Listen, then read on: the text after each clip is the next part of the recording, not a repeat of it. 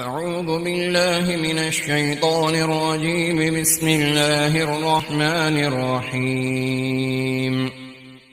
قد أفلح المؤمنون الذين هم في صلاتهم خاشعون والذين هم عن اللغو معرضون والذين هم للزكاة فاعلون والذين هم لفروجهم حافظون إلا على أزواجهم أو ما ملكت أيمانهم فإنهم غير ملومين. فمن ابتغى وراء ذلك فأولئك هم العادون والذين هم لأماناتهم وعهدهم راعون والذين هم على صلواتهم يحافظون. أولئك هم الوارثون الذين يرثون الفردوس هم فيها خالدون. ولقد خلقنا الإنسان من سلالة من طين ثم جعلناه نطفة في قرار مكين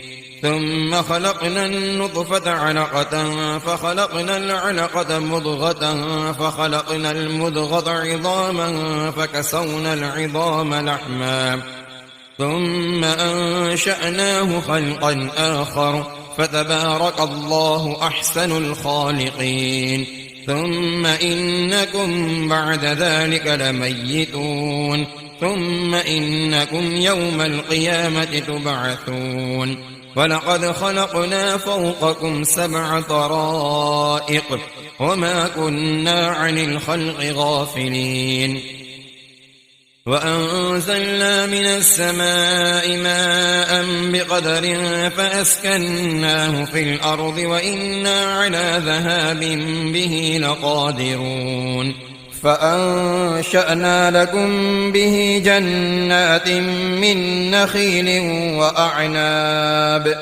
لكم فيها فواكه كثيرة ومنها تأكلون. وشجرة تخرج من طور سيناء تنبت بالدهن وصبغ للآكلين. وإن لكم في الأنعام لعبرة نسقيكم مما في بطونها ولكم فيها منافع كثيرة ومنها تأكلون وعليها وعلى الفلك تحملون. ولقد أرسلنا نوحا إلى قومه فقال يا قوم اعبدوا الله ما لكم من إله غيره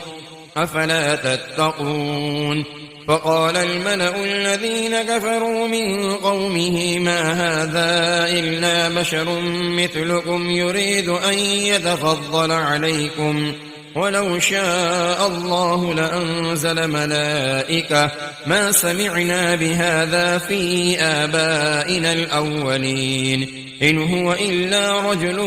به جنة فتربصوا به حتى حين. قال رب انصرني بما كذبون. فأوحينا إليه أن اصنع الفلك بأعيننا ووحينا فإذا جاء أمرنا وفارت النور فاسلك فيها من كل زوجين 2 وأهلك إلا من سبق عليه القول منهم ولا تخاطبني في الذين ظلموا إنهم مغرقون.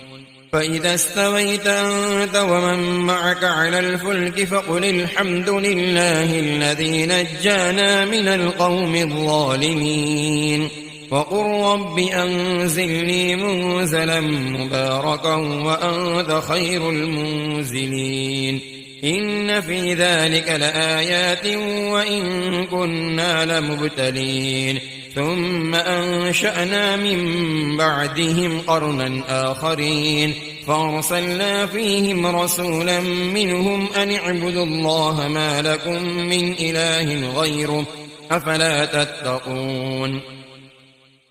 وقال الملأ من قومه الذين كفروا وكذبوا بلقاء الآخرة وأترفناهم في الحياة الدنيا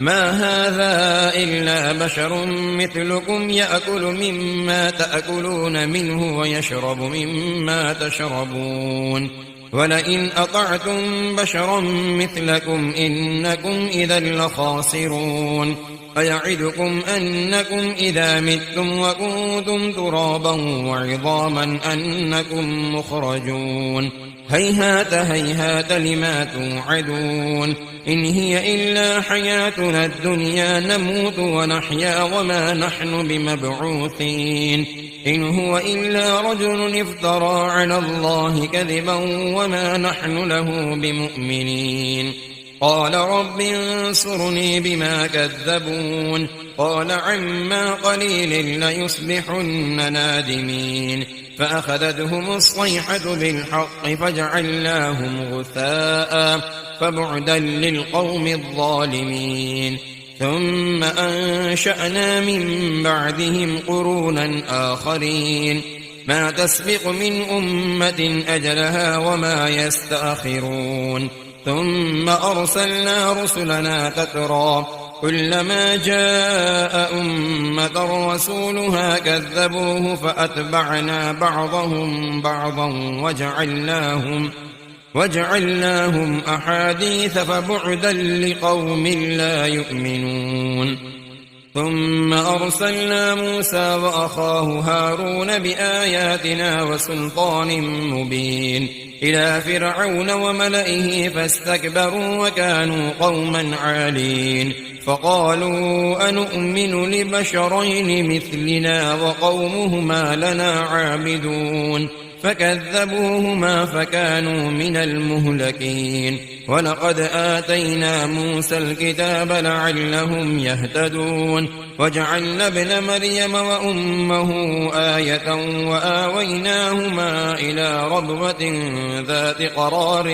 ومعين يا أيها الرسل كلوا من الطيبات واعملوا صالحا إني بما تعملون عليم وإن هذه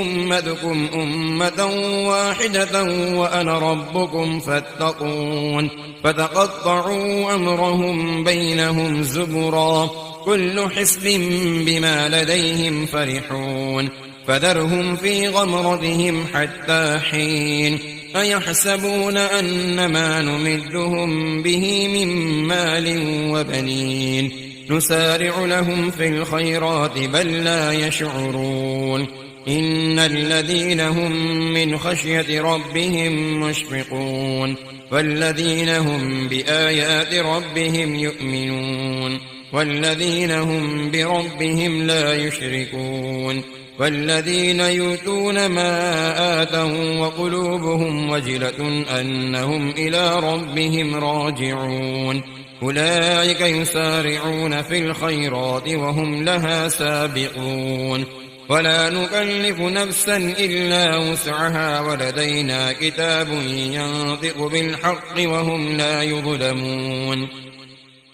بل قلوبهم في غمرة من هذا ولهم أعمال من دون ذلك هم لها عاملون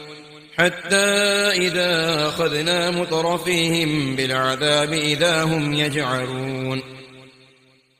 لا تجأروا اليوم إنكم منا لا تنصرون قد كانت آياتي تتلى عليكم فكنتم على أعقابكم تنكصون مستكبرين به سامرا تهجرون أفلم يدبروا القول أم جاءهم ما لم يأت آباءهم الأولين أم لم يعرفوا رسولهم فهم له منكرون أم يقولون به جنة بل جاءهم بالحق وأكثرهم للحق كارهون ولو اتبع الحق أهواهم لفسدت السماوات والأرض ومن فيهن بل أتيناهم بذكرهم فهم عن ذكرهم معرضون أم تسألهم خرجا فخراج ربك خير وهو خير الرازقين وإنك لتدعوهم إلى صراط مستقيم وإن الذين لا يؤمنون بالآخرة عن الصراط لناكبون ولو رحمناهم وكشفنا ما بهم من ضر للجوا في طغيانهم يعمهون ولقد أخذناهم بالعذاب فما استكانوا لربهم وما يتضرعون حتى إذا فتحنا عليهم بابا ذا عذاب شديد إذا هم فيه مبلسون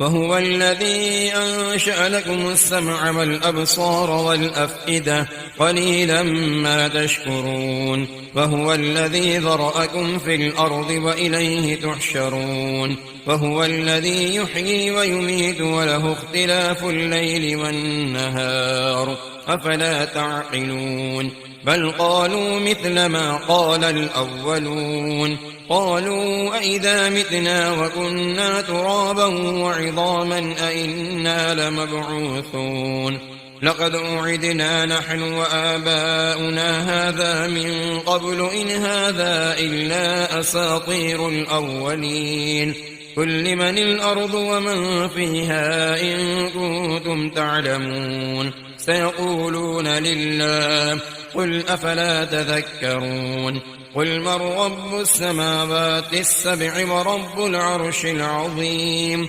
سيقولون لله قل أفلا تتقون قل من بيده ملكوت كل شيء وهو يجير ولا يجار عليه إن كنتم تعلمون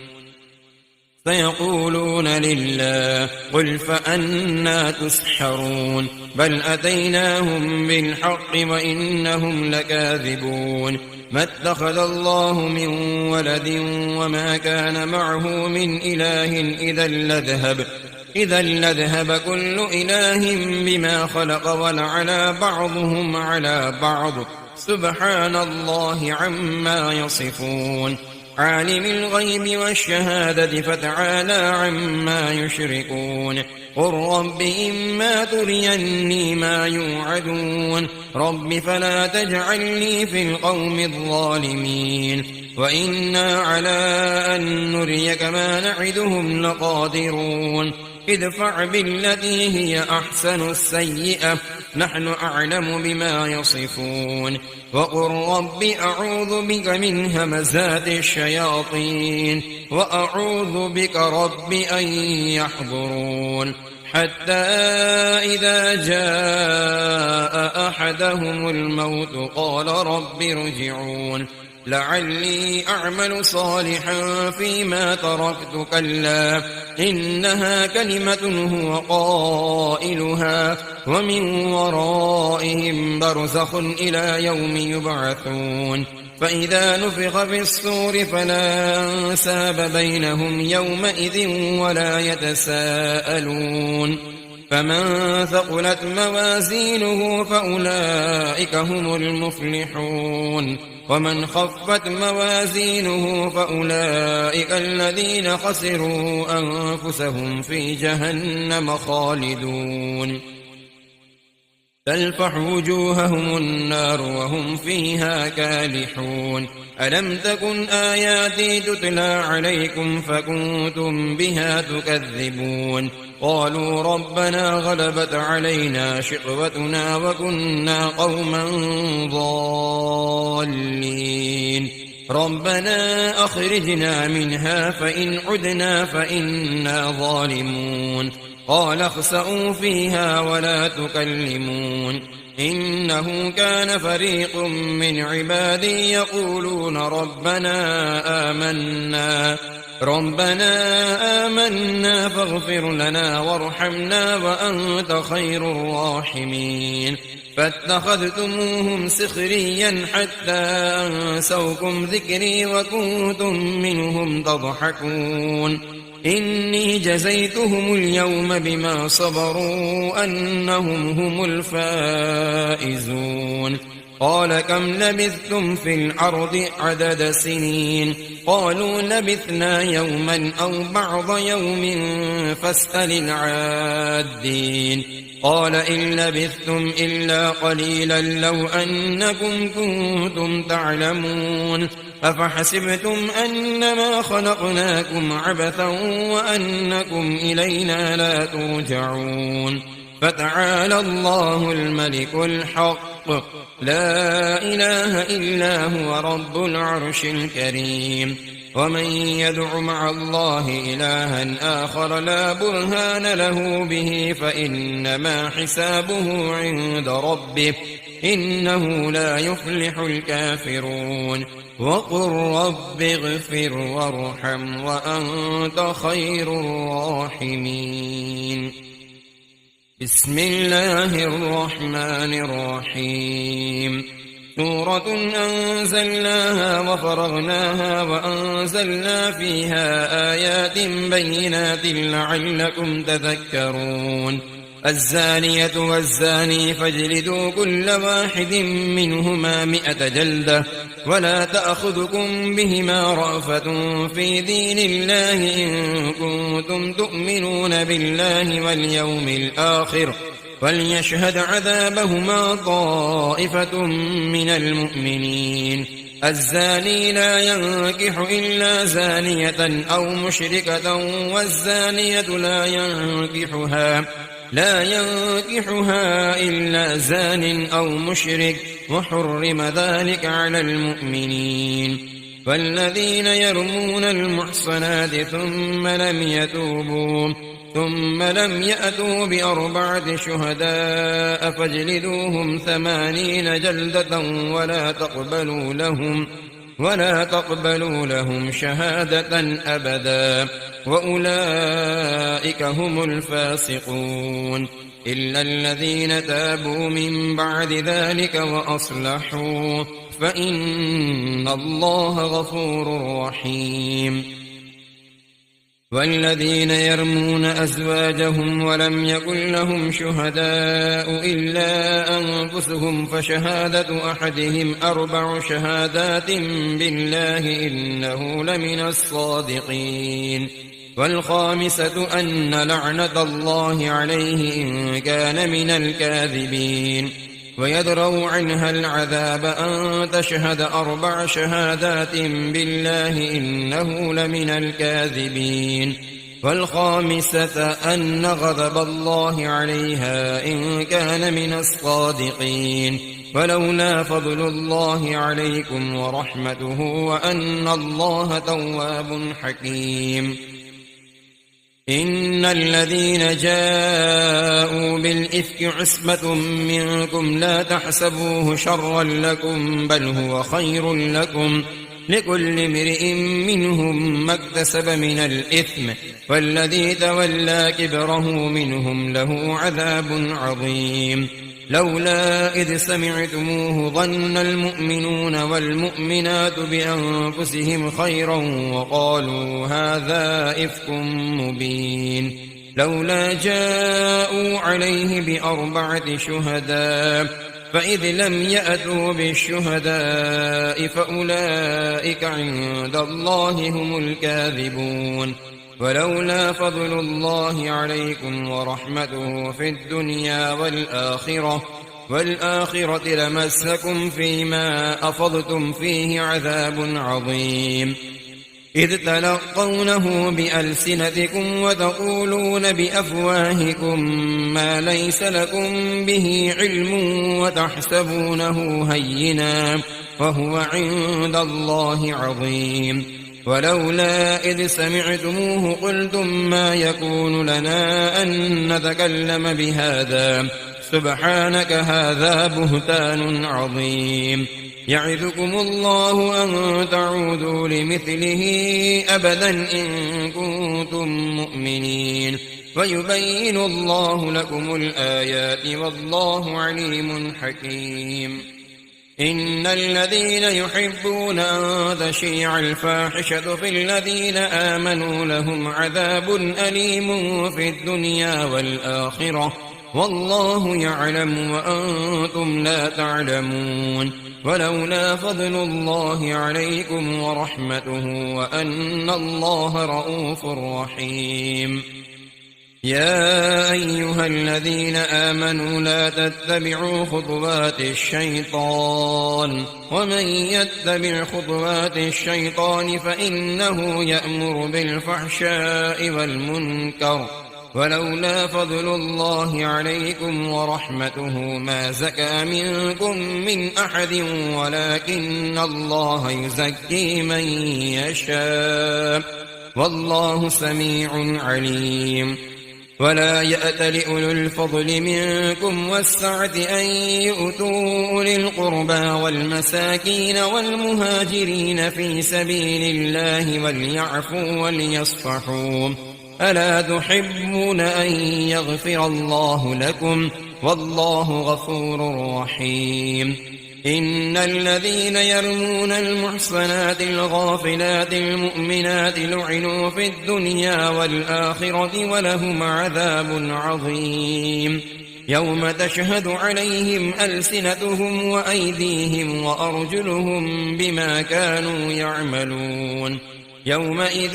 يوفيهم الله دينهم الحق ويعلمون أن الله هو الحق المبين الخبيثات للخبيثين والخبيثون للخبيثات والطيبات للطيبين والطيبون للطيبات أولئك مبرؤون مما يقولون لهم مغفرة ورزق كريم يا أيها الذين آمنوا لا تدخلوا بيوتا غير بيوتكم حتى تستأنسوا وتسلموا على أهلها ذلكم خير لكم لعلكم تذكرون فإن لم تجدوا فيها أحدا فلا تدخلوها حتى يؤذن لكم وإن قيل لكم ارجعوا فارجعوا هو أزكى لكم والله بما تعملون عليم ليس عليكم جناح أن تدخلوا بيوتا غير مسكونة فيها متاع لكم والله يعلم ما تبدون وما تكتمون قل للمؤمنين يغضوا من أبصارهم ويحفظوا فروجهم ذلك أزكى لهم إن الله خبير بما يصنعون وقل للمؤمنات يغضضن من أبصارهن ويحفظن فروجهن ولا يبدين زينتهن إلا ما ظهر منها وليضربن بخمرهن على جيوبهن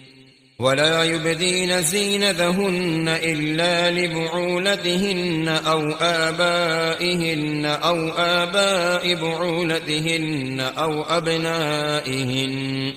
أو أبنائهن أو أبناء بعولتهن أو إخوانهن أو بني إخوانهن أو بني أخواتهن أو نسائهن أو ما ملكت أيمانهن أو التابعين غير أولي العربة من الرجال أو الطفل الذين لم يظهروا على عورات النساء ولا يضربن بأرجلهن ليعلم ما يخفين من زينتهن وتوبوا إلى الله جميعا أيها المؤمنون لعلكم تفلحون وأنكحوا الأيام منكم والصالحين من عبادكم وإمائكم إن يكونوا فقراء يغنهم الله من فضله والله واسع عليم وليستعفف الذين لا يجدون نكاحا حتى يغنيهم الله من فضله والذين يبتغون الكتاب مما ملكت أيمانكم فكاتبوهم إن علمتم فيهم خيرا وآتوهم مما لله الذي آتاكم ولا تكرهوا فتياتكم على البغاء إن أردنا تحسنا لتبتغوا عرض الحياة الدنيا ومن يكرههن فإن الله من بعد إكراههن غفور رحيم ولقد أنزلنا إليكم آيات مبينات ومثلا من الذين خلوا من قبلكم وموعظة للمتقين. الله نور السماوات والأرض، مثل نوره كمشكاة فيها مصباح، المصباح في زجاجة، الزجاجة كأنها كوكب دري يوقد من شجرة مباركة زيتونة لا شرقية ولا غربية، يكاد زيتها يضيء ولو لم تمسسه نار، نور على نور، يهدي الله لنوره من يشاء، ويضرب الله الأمثال للناس والله بكل شيء عليم. في بيوت أذن الله أن ترفع ويذكر فيها اسمه يسبح له فيها بالغدو والآصال، رجال لا تلهيهم تجارة ولا بيع عن ذكر الله وإقام الصلاة وإيتاء الزكاة، يخافون يوما تتقلب فيه القلوب والأبصار، ليجزيهم الله أحسن ما عملوا ويزيدهم من فضله، والله يرزق من يشاء بغير حساب. والذين كفروا أعمالهم كسراب بقيعة يحسبه الظمآن ماء حتى إذا جاءه لم يجده شيئا ووجد الله عنده فوفاه حسابه، والله سريع الحساب. أو كظلمات في بحر لجي يغشاه موج من فوقه سحاب، ظلمات بعضها فوق بعض إذا أخرج يده لم يكد يراها، ومن لم يجعل الله له نورا فما له من نور.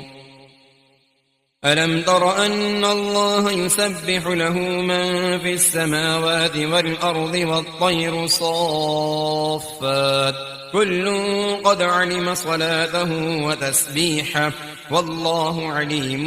بما يفعلون. ولله ملك السماوات والأرض وإلى الله المصير. ألم تر أن الله يزجي سحابا ثم يؤلف بينه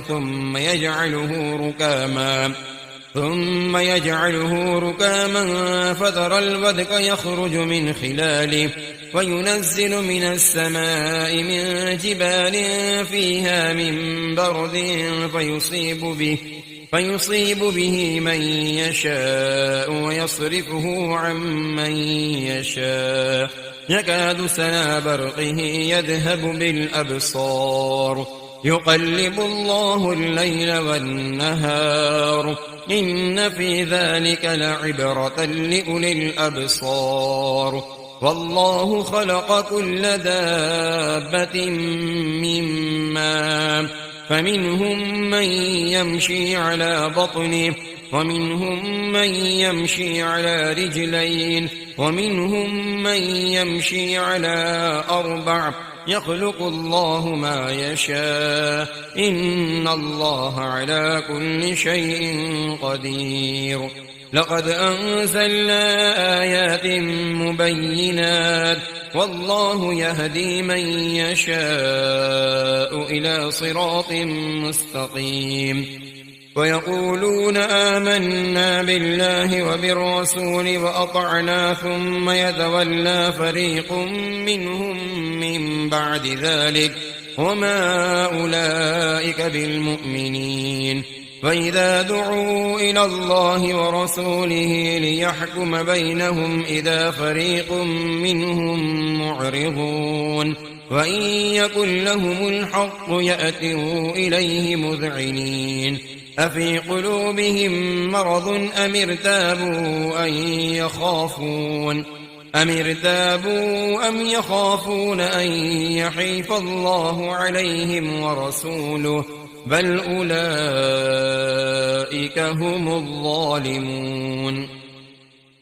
إنما كان قول المؤمنين إذا دعوا إلى الله ورسوله ليحكم بينهم أن يقولوا سمعنا وأطعنا وأولئك هم المفلحون. ومن يطع الله ورسوله ويخشى الله ويتقه فأولئك هم الفائزون. وأقسموا بالله جهد أيمانهم لئن أمرتهم ليخرجن قل لا تقسموا طاعة معروفة إن الله خبير بما تعملون. قل أطيعوا الله وأطيعوا الرسول فإن تولوا فإنما عليه ما حمل وعليكم ما حملتم وإن تطيعوه تهتدوا وما على الرسول إلا البلاغ المبين. وعد الله الذين آمنوا منكم وعملوا الصالحات ليستخلفنهم في الأرض كما استخلف الذين من قبلهم وليمكنن لهم دينهم الذي ارتضى لهم وليبدلنهم من بعد خوفهم أمنا يعبدونني لا يشركون بي شيئا ومن كفر بعد ذلك فأولئك هم الفاسقون. وأقيموا الصلاة وآتوا الزكاة وأطيعوا الرسول لعلكم ترحمون. لا تحسبن الذين كفروا معجزين في الأرض ومأواهم النار ولبئس المصير. يا أيها الذين آمنوا ليستأذنكم الذين ملكت أيمانكم والذين لم يبلغوا الحلم منكم 3 مرات من قبل صلاة الفجر وحين تضعون ثيابكم من الظهيرة ومن بعد صلاة العشاء 3 عورات لكم ليس عليكم ولا عليهم جناح بعدهن طوافون عليكم بعضكم على بعض كذلك يبين الله لكم الآيات والله عليم حكيم. وإذا بلغ الأطفال منكم الحلم فليستأذنوا كما استأذن الذين من قبلهم كذلك يبين الله لكم آياته والله عليم حكيم. والقواعد من النساء اللاتي لا يرجون نكاحا فليس عليهن جناح أن يضعن ثيابهن غير متبرجات بزينة وأن يستعففن خير لهن والله سميع عليم. ليس على الأعمى حرج ولا على الأعرض حرج ولا على المريض حرج ولا على أنفسكم أن تأكلوا من بيوتكم أو بيوت آبائكم أو بيوت أمهاتكم أو بيوت إخوانكم أو بيوت أخواتكم أو بيوت أعمامكم أو بيوت عماتكم أو بيوت أخوالكم أو بيوت خالاتكم أو ما ملكتم مفاتحه أو صديقكم. ليس عليكم جناح أن تأكلوا جميعا أو أشتاتا فإذا دخلتم بيوتا فسلموا على أنفسكم تحية من عند الله مباركة طيبة كذلك يبين الله لكم الآيات لعلكم تعقلون. إنما المؤمنون الذين آمنوا بالله ورسوله وإذا كانوا معه على أمر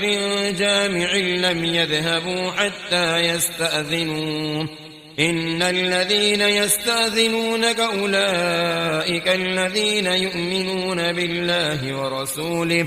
فإذا استأذنوك لبعض شأنهم فأذن لمن شئت منهم واستغفر لهم الله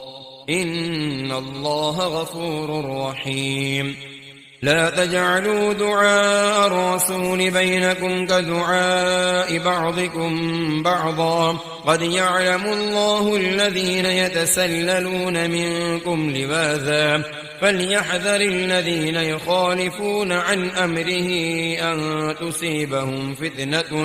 فتنة أو يصيبهم عذاب أليم. ألا إن لله ما في السماوات والأرض قد يعلم ما أنتم عليه ويوم يرجعون إليه فينبئهم بما عملوا والله بكل شيء عليم. بسم الله الرحمن الرحيم. تبارك الذي نزل الفرقان على عبده ليكون للعالمين نذيرا الذي له ملك السماوات والأرض ولم يتخذ ولدا ولم يكن له شريك في الملك وخلق كل شيء فقدره تقديرا واتخذوا من دونه آلهة لا يخلقون شيئا وهم يخلقون ولا يملكون لأنفسهم ضرا ولا نفعا ولا يملكون موتا ولا حياة ولا نشورا. وقال الذين كفروا إن هذا إلا إفك افتراه وأعانه عليه قوم آخرون فقد جاءوا ظلما وزورا. وقالوا أساطير الأولين اكتتبها فهي تملى عليه بكرة وأصيلا. قل أنزله الذي يعلم السر في السماوات والأرض إنه كان غفورا رحيما. وقالوا ما لهذا الرسول يأكل الطعام ويمشي في الأسواق لولا أنزل إليه ملك فيكون معه نذيرا أو يلقى إليه كنز أو تكون له جنة يأكل منها. وقال الظالمون إن تتبعون إلا رجلا مسحورا. انظر كيف ضربوا لك الأمثال فضلوا فلا يستطيعون سبيلا.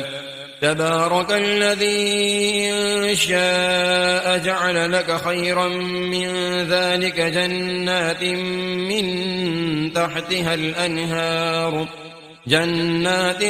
تجري من تحتها الأنهار ويجعل لك قصورا بل كذبوا بالساعة وأعتدنا لمن كذب بالساعة سعيرا. إذا رأتهم من مكان بعيد سمعوا لها تغيظا وزفيرا. وإذا ألقوا منها مكانا ضيقا مقرنين دعوا هنالك ثبورا لا تدعوا اليوم ثبورا واحدا وادعوا ثبورا كثيرا. قل أذلك خير أم جنة الخلد التي وعد المتقون كانت لهم جزاء ومصيرا. لهم فيها ما يشاءون خالدين كان على ربك وعدا